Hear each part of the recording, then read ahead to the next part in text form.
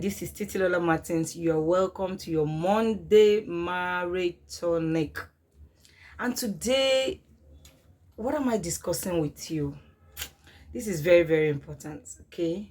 What should you do when trust has been broken? I know I've talked about this before, but I'm coming from a different angle that will help you to be healed. It's about you now. Because a better you can make a better marriage. Yes. So it's about you now. It's not about the other person, everything I'm going to talk about today. Because your state of mind is very, very important.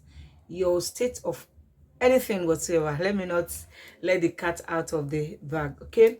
Now, I would say first thing, okay, when trust has been broken or when expectations are not met and you are not happy, of course you obviously become hurt at that time. When trust has been broken, what should you do? First of all, allow yourself to hurt.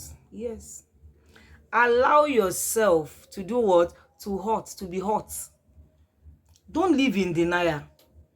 Allow that process within you that is not happy with the situation, that is not with whom that situation is not just pleasant, that is unhappy. Yes, I see a lot of people when they become disappointed, when they trusted somebody so much and that trust was, just abruptly broken, they are shattered.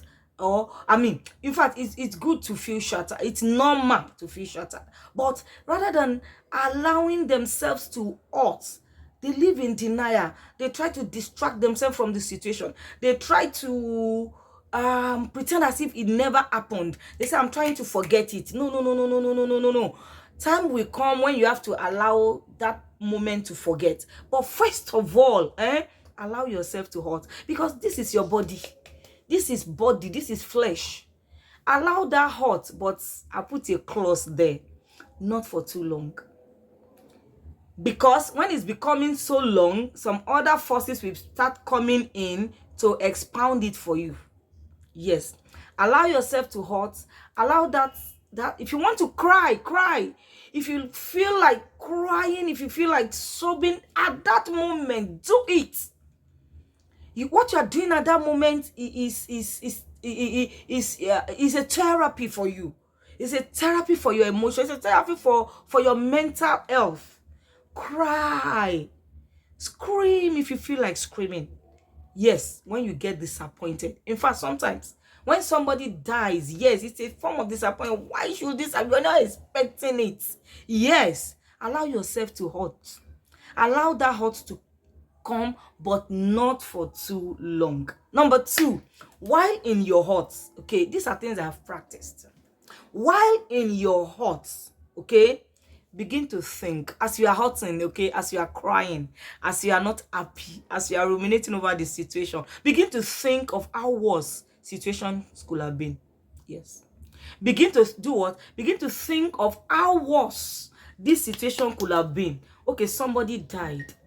So a loved one, you just lost a loved one. Begin to think, what if it was everybody around me I lost? Yes, it will not be our portion. What if it is more than that? What if even that person that died, the situation could have been worse before finally he gave up the ghost? Okay, your husband disappointed you. Your husband impregnated a woman. How worse could it have been? Oh, one of the worst case scenario is that is not the only woman he has impregnated. That's not the only woman that has even given birth, have had issues with him, as in giving birth to children or a child for him. It could have been worse. So begin to think. Do you know why I want you to think of this? Is therapeutic. Why you need to think of, okay, how it could have been worse than this. Thank God. Yes, that's the moment. When you think of how worse things could have been, it makes you suddenly, something comes from within you. You are thanking God for something in that situation. You are thanking God for something in that situation. Yes. You need to get to that point. Why you need to hurt, yes. But as you are hurting, in that moment of your hurt, begin to think, because it will help you to be able to count your blessings, even in the midst of the loss, and name them one by one. Serious. I've been there severally. In terms of losing somebody very close, somebody so dear, in terms of being disappointed, broken trust by people you trusted and you loved so much that you thought they would never do this to you, and they eventually did it. Things could have been worse. It could have been worse than. So when you begin to this is, like I told you, this is therapeutic. When you begin to think of this, there's something it does to your soul. There's something it does to your mental health. And you are beginning to, when you are grateful, you are beginning to be grateful for something in the midst of that. Yes, it's a miracle. They said it works like magic. Let me tell you, it works like magic. But that is it. It is not magic. It's not rocket science. But it is emotional. Let me say emotional science. Serious. In the midst of your heart, what should you do? Think of what? It could have been worse. That one will get you to that point that you will just say, God, I thank you. And once you get to that point that you're able to thank God for something, your heart begins to open up. And I will say that takes me to the third one. The third one is that you have to be deliberate about it. Begin to open up your heart for healing. Open up your heart for healing to take place. Because once you thank God for something, even in the midst of that loss, God, you have invited God into the situation. And God will never leave you nor forsake you. He's looking for a moment to tell you a word that will just begin to saturate and bring your heart back to sanity, makes you well, begin to heal you. But you're not going to hear that voice unless you open up your heart for healing. In fact, people will talk to you and they will try to pacify you, won't listen to them. You have to get to that. That's why, first of all, why many people don't get to that third stage where they open up their heart for healing is because in the first place, they are denying that the situation happened. They are, no, it can never happen. He said this, he said that. And they will not. Yes, even if at first that was the reaction, quickly come to that point that you allow yourself to come out of that denial very, very quickly. And just like you will have to come out of your denial, it happens to everyone. At that shock, the first stage is shock. You are shocked. Did this actually happen? Okay, but you have to come out of that denial very quickly and accept that this situation actually happened. And since it has happened, okay, could it have been worse? Yes, this could have happened. Thank God that those ones did not happen. And then open up your heart for what? Healing. That is when people can now try to pacify you, try to tell you, okay, yes, your husband has done this to you, but you have to think of this way, you have to think of that. That is when your heart, your brain, your system can even want to listen or accept the truth or the counsel that will actually help you out of the situation. It is the same even when you lose a loved one.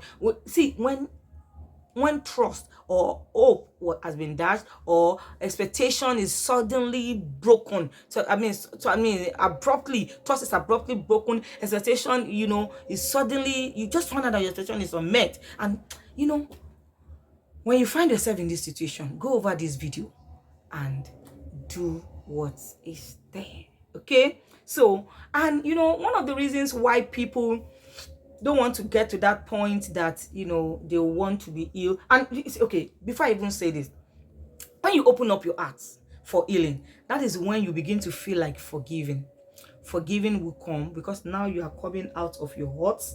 Okay, you're coming out of your hearts, you're coming out of bitterness, because bitterness, when you are bitter, that situation that just happened, that broken trust will begin to affect every other aspect of your life. Okay, so when you allow healing, when you open up your heart for healing, what will happen? You begin to come back slowly to your sanity, to yourself. Because if you don't come back to yourself, you just realize that you will start doing things in abnormal ways, things that is not, that is not the way, your approach to life, your approaches to life, and you just suddenly start approaching life in different ways that are not really your, usual, approach to life.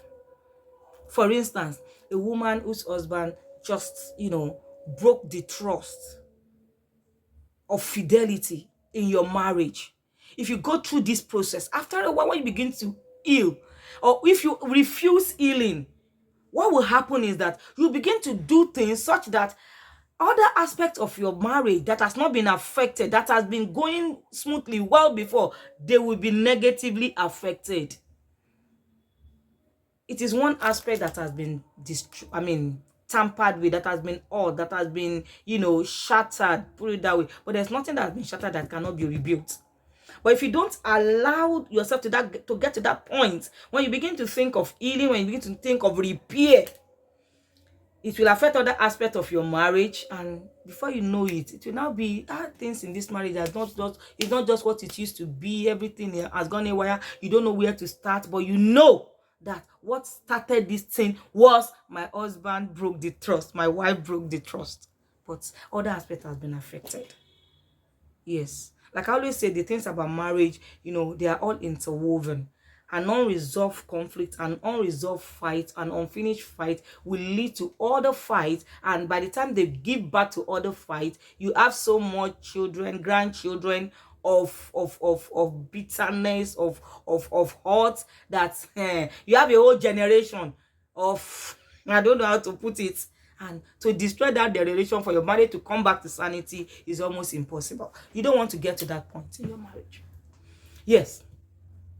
And let me tell you, one of the reasons why people don't want to get to that point that they will start loosening up and just, let the situation go, is because they feel, oh, this person will just enjoy forgiveness like that after all he has done, and he will just go free like that.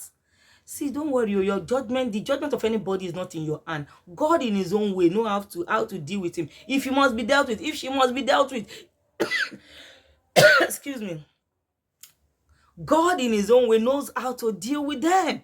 In fact, nature, situation, life itself, what we call the law of seed time and harvest can catch up with them some other time. But that is not your aim. That is not your aim. That is not your aim. Okay? Don't worry.